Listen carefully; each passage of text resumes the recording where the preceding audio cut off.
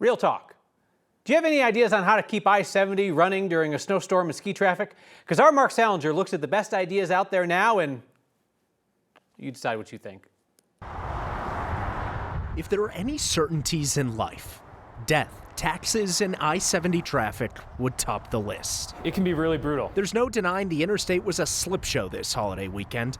On Monday night, Colorado State Patrol said conditions were so bad and so many cars were stuck, they almost had to shut down a 50-mile stretch of road. They were actually thinking about shutting down the roadway from Golden to Silverthorne. Trooper Sherry Mendez says Colorado's traction and chain laws are supposed to try and stop this from happening. Drivers on certain highways are required to have certain treads on tires in the winter. Truck drivers must carry chains. A lot of people are not familiar with the traction law. State Patrol gave out more than 1,200 citations to truckers who disobeyed the chain law in 2023. The following year, there were nearly 1,100 citations. But the number of tickets written to drivers in cars with the wrong tires is far less. Only 60 in 2023 and 50 in 2024. The mayor of Vail has seen enough. Clearly what we have in place is not working. Mayor Travis Coggins wrote a letter to the governor last week asking for change.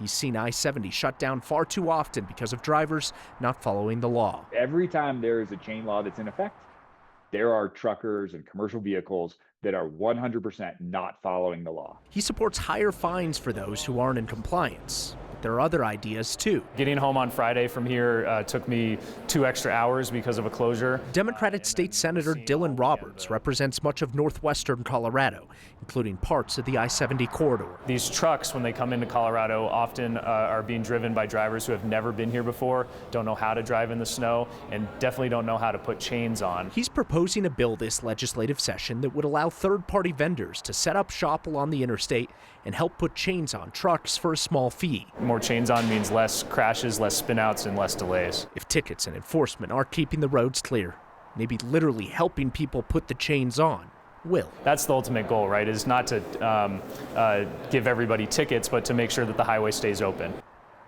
Another challenge in keeping I-70 clear is avalanches. There's a lot of snow up there. CDOT finished blasting some areas around the interstate this morning, with some avalanches even flowing onto the road below it.